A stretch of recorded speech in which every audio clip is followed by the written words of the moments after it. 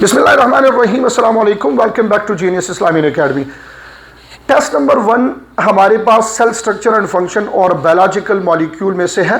81 MCQs को यहाँ detail से डिस्कस करेंगे, तो आपने गौर से देखना है और MCQs के साथ साथ मेरी बातों पे, एक्सप्लेनेशन पे फोकस करना है, ताकि आप इन MCQs के साथ साथ कुछ और रेलेवेंट पॉइंट्स को भी सीख सकें। गौर से देखिएगा, पहला MCQ है हमारे पास, which of the following is a major structural difference between rough and smooth endoplasmic reticulum. अच्छा, यहां पे अगर आप देखें कि रफ और स्मूथ में मेन डिफरेंस हमारे पास क्या है, presence of ribosome on RER, number of membranes, shape of the lumen और प्रेजेंस ऑफ DNA। तो रफ को रफ क्यों कहते हैं? बिकॉज ऑफ राइबोसोम कहते हैं, इसलिए हमारे पास प्रेजेंस ऑफ राइबोसोम, दोनों में मॉर्फोलॉजिकल डिफरेंस है। एंडोप्लाज्मिक रेटिकुलम के दो मॉर्फोलॉजिकल फॉर्म है, rough because of presence of ribosome और smooth because of absence of ribosome. So option A यहां हमारे पास करेक्ट ऑप्शन होगा। Question number 2, the endoplasmic reticulum is directly continuous with. इसमें बहुत सारे स्टूडेंट्स को कंफ्यूजन है। जरा इधर देखो बच्चों, गौर से तवज्जो से मेरी तरफ देखना। जरा इमेजिन करो, ये हमारे पास न्यूक्लियर मेम्ब्रेन है, तो इसका जो आउटर मेम्ब्रेन है उसकी एक्सटेंशन से हमारे पास क्या बना है, RER बना है। तो ये देखना, ये बिल्कुल डायरेक्टली कांटेक्ट में है। और अगर मैं प्लाज्मा मेम्ब्रेन को देखूं तो यहां स्मूथ एंडोप्लाज्मिक रेटिकुलम इस साइड पे आया हुआ है। बट एक बात मेरे बच्चों आपने याद कर लेनी है, आपकी किताब में लिखा है कि endoplasmic reticulum extend from nuclear membrane to plasma membrane, but plasma membrane के साथ अटैचमेंट इसकी जरूरी नहीं है, और न्यूक्लियर मेम्ब्रेन के साथ क्योंकि डायरेक्ट ये अटैच है, इसलिए यहां करेक्ट ऑप्शन हमारे पास न्यूक्लियस का होगा। So endoplasmic reticulum is directly continuous with nucleus as the outer membrane of nucleus make rough endoplasmic reticulum. Cristia cisterna in the endoplasmic reticulum are flattened membrane sacs, DNA filled organelle, mitochondrial fold या pigment. तो फ्लेटेंड membrane sex हमारे पास इसमें correct option होगा, बाकी option कोई भी इससे relevant नहीं है। क्वेश्चन नंबर 4 है, विच of the following is not a function of the smooth endoplasmic reticulum. Smooth endoplasmic reticulum इनमें से क्या नहीं कर सकता? जरा गौर से देखना। ऑप्शन ए है लिपिड सिंथेसिस, ये तो इसका काम है। डिटॉक्सिफिकेशन, तो डिटॉक्सिफिकेशन ऑफ ड्रग भी SER करता है। Protein folding and steroid hormone production, तो एज यू नो कि स्टीरॉयड जो है वो भी लिपिड इन नेचर है। तो ये A, B और D they are the functions of SER, but ये जो प्रोटीन फोल्डिंग है ये SER नहीं कर सकता। चलो जी, गौर से देखो, शाबाश, तवज्जो से। The next question is detoxification of drug and harmful substances occur mainly in. Detoxification के लिए दो ऑर्गेनेल्स को याद कर लेना, Golgi bodies and smooth endoplasmic reticulum. But remember, अगर ये स्पेसिफिकली ड्रग्स की बात है तो फिर स्मूथ एंडोप्लाज्मिक रेटिकुलम यहां करेक्ट ऑप्शन होगा। The next one is which of the following is a shared function of both rough endoplasmic and smooth endoplasmic reticulum? Lipid breakdown, structural support, membrane biogenesis or protein degradation? याद रखना, structural support किताब में लिखा होगा कि endoplasmic reticulum, जिसमें smooth और rough का जिक्र नहीं है, और वहां लिखा है कि endoplasmic reticulums are involve in mechanical support. That is why option B इधर करेक्ट ऑप्शन होगा। Golgi bodies are made up of फ्लेटेंड membrane bonded sex called, इसको भी सिस्टरना कहते हैं। Endoplasmic reticulum and Golgi bodies दोनों में आपने सिस्टरना को याद रखना है। और जो हमारे पास माइटोकॉन्ड्रिया है तो उसके लिए आपने क्रिस्टिया को याद करना है। तो यहां सिस्टरना करेक्ट ऑप्शन होगा।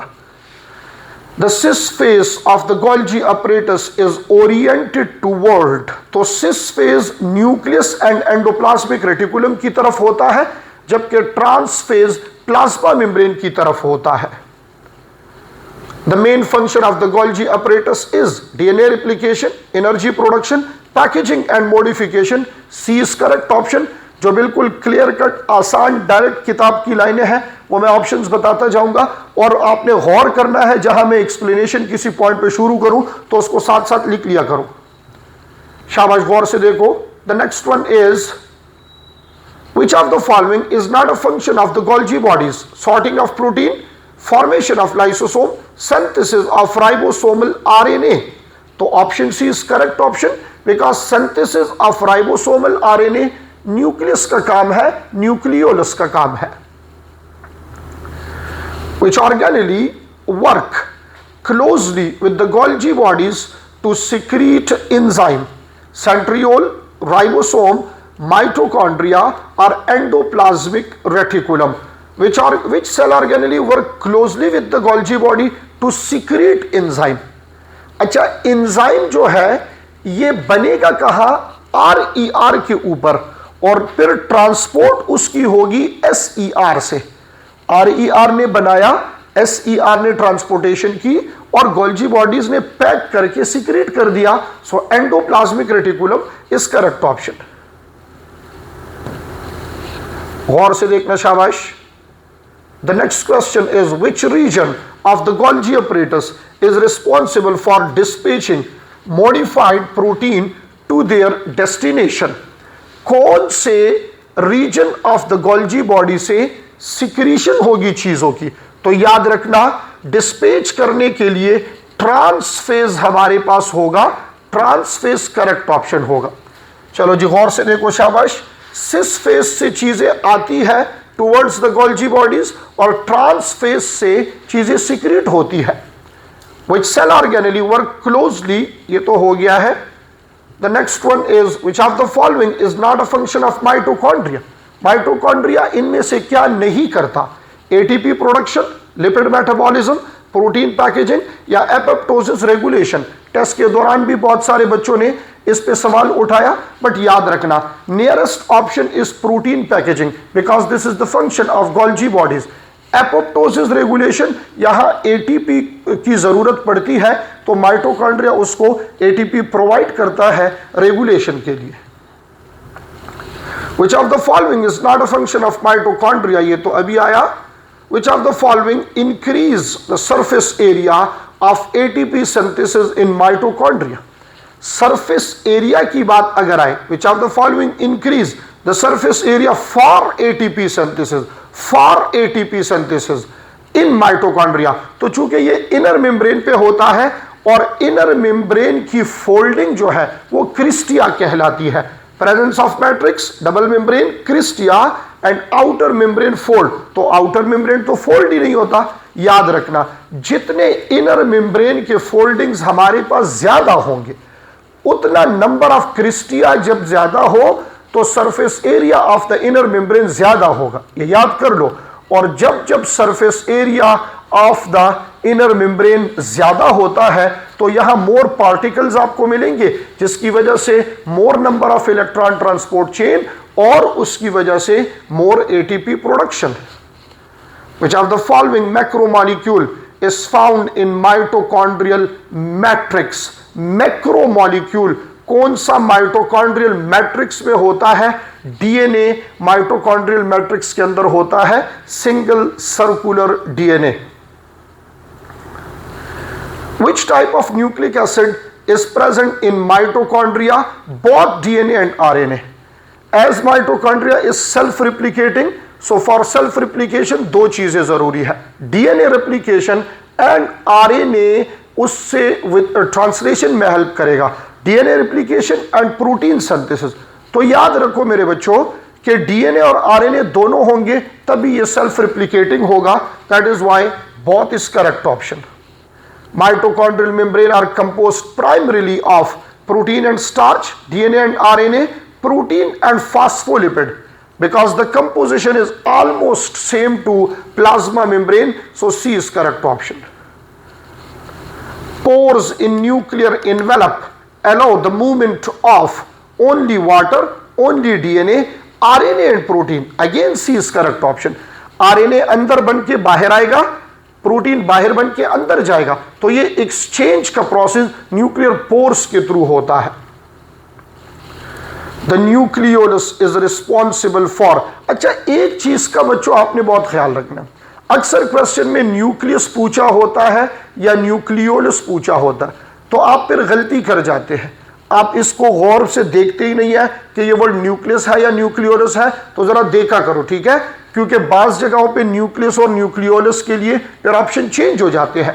तो nucleolus is responsible for DNA replication, ATP production, ribosomal RNA synthesis. अब देखो ना, अगर न्यूक्लियस होता तो फिर ऑप्शन ए ठीक होता. अब न्यूक्लियोलस है तो ribosomal RNA synthesis is correct option. Which process takes place in the nucleus? अब न्यूक्लियस है. Glycolysis, transcription, translation, Krebs cycle. Transcription होता है as mRNA is synthesized from DNA. शाबाश बच्चों, ज्यादा टाइम एक्स्ट्रा आसान चीजों पे ज्यादा टाइम नहीं लगाना, बस आप देखो कि आपने कौन सा ठीक किया है, कौन सा गलत किया है, और जो गलतियां है उसको ठीक करने की कोशिश करो, और जहां जहां मैं एक्स्ट्रा पॉइंट्स बता रहा हूं उसको साथ साथ नोट करो. Chromatin is composed of DNA and histone protein. याद कर लो, अगर क्रोमेटिन का पूछा जाए या क्रोमोसोम का, दोनों के लिए DNA and histone protein is correct option. Which of the following is a function of chromosome? Protein synthesis, DNA packaging, energy storage, cellular respiration. देखो बच्चों, प्रोटीन सिंथेसिस तो हो नहीं सकता. द फंक्शन ऑफ क्रोमोसोम, अच्छा डीएनए को pack करता है ये, क्योंकि क्रोमोसोम कंडेंस फॉर्म में होता है, हिस्टोन प्रोटीन के इर्द गिर्द डीएनए आ जाता है, फिर वो एक लॉन्ग थ्रेड जब बनता है तो फिर क्रोमेटिन से कंडेंसेशन के प्रोसेस से क्रोमोसोम बन जाता है, तो इसलिए डीएनए इसकी वजह से पैक हो जाता है. The basic unit of DNA packaging in chromosome is, बड़ी इंपॉर्टेंट चीज है, बड़ी इंपॉर्टेंट चीज है, गलती आपने नहीं करनी. यहां पे पूछा जा रहा है कि बेसिक